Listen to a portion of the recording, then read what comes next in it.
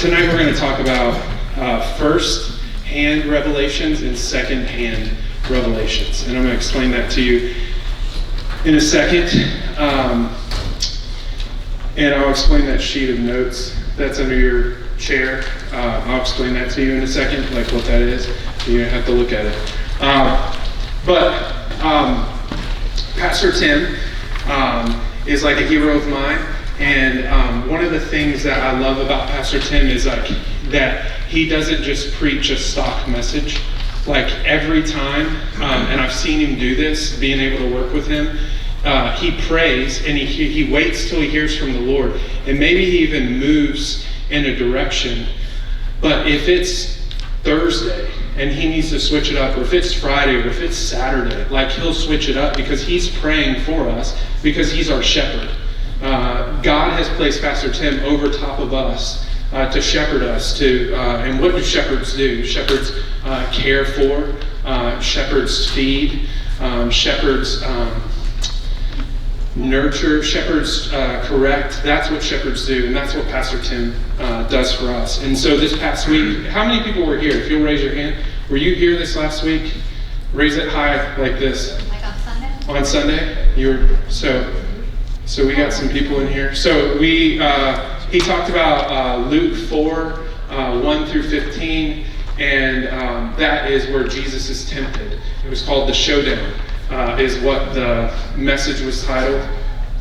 And I just kind of want to unpack a little bit of that tonight, and that's why I gave you my notes. These are my notes. I was actually in kids ministry, but I watched Pastor Tim's message on Monday, and I wrote notes. And so that's what this is. If you're not a note taker, I gave you my notes so that you can see what I wrote down, what stood out to me.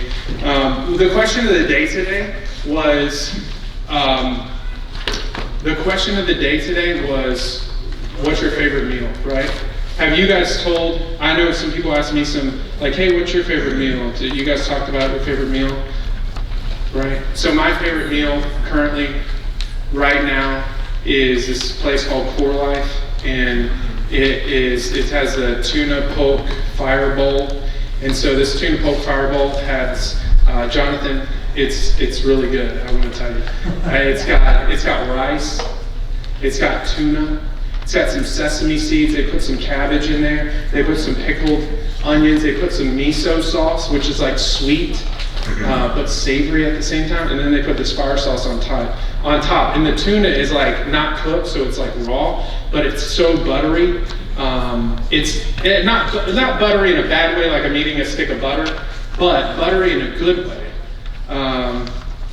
Anyway, I was hoping that anybody had that thing here? Anybody had that? Okay, apart from these people. You guys have all had a second-hand revelation of that tuna polk fire bowl now.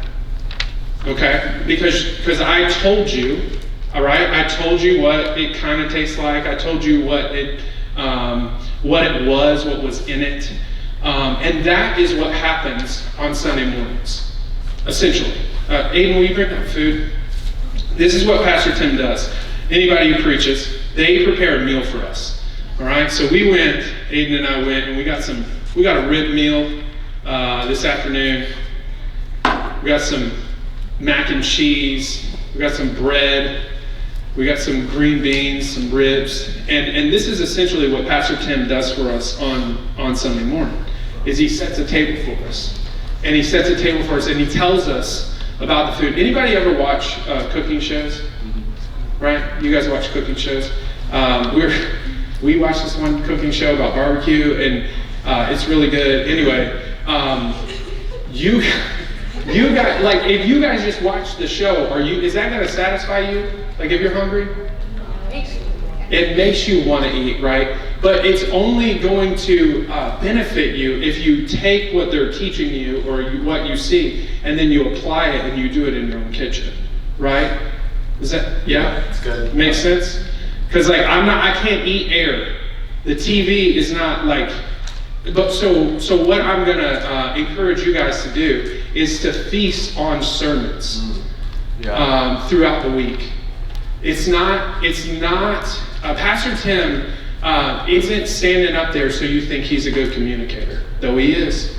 Pastor Tim's not standing up there so that he can give you a pep talk, though he does. What Pastor Tim is doing for us is he's giving us food to feast on.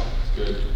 And we can do that. We can taste a little bit of it in the sermon, and maybe there has been like an aha moment for you in a sermon, and you're like, oh man, that makes a lot of sense. And so you get a little taste, but there's more.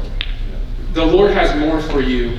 The Lord has more for us than just to sit there and listen to someone talk. Yeah.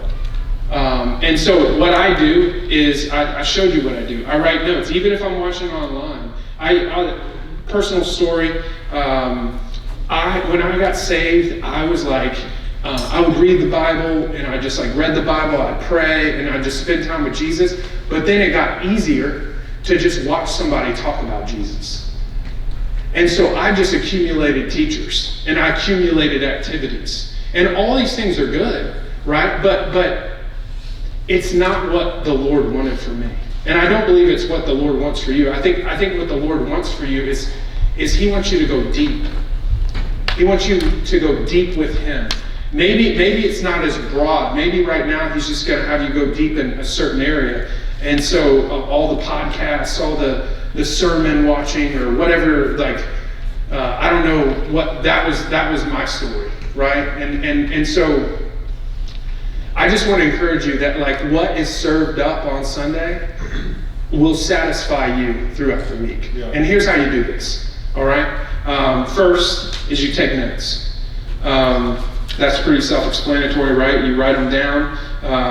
You see on here, I wrote down the main points. I wrote down things that stuck out to me. I wrote down what the Holy Spirit was speaking to me in that point.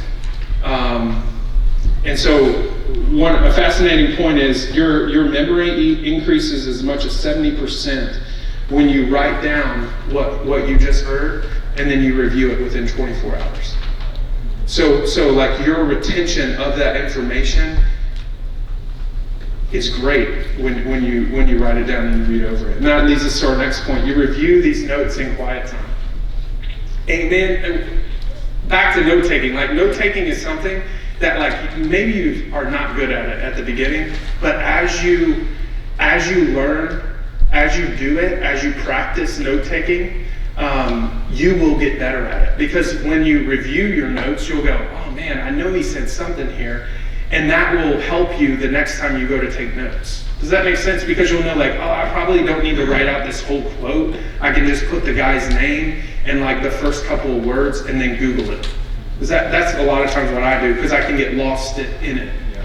Making sense? So I review my notes during a quiet time, and I invite the Holy Spirit to invite it in. It's not just about points. It's not just about applying points. It's about like, Holy Spirit, what are you speaking to me here? One of the things on this second page, it says fighter verses. I don't know if you guys remember when Pastor Tim was talking about you need to get some fighter verses. And so I wrote down patience, grace, forgiveness. I didn't write out, and then when I went back on my notes, I wrote out in my notes like Galatians 5:16 through 26. Grace, when I'm weak, you're strong. Like, which is 2 Corinthians 12, 9 through 10.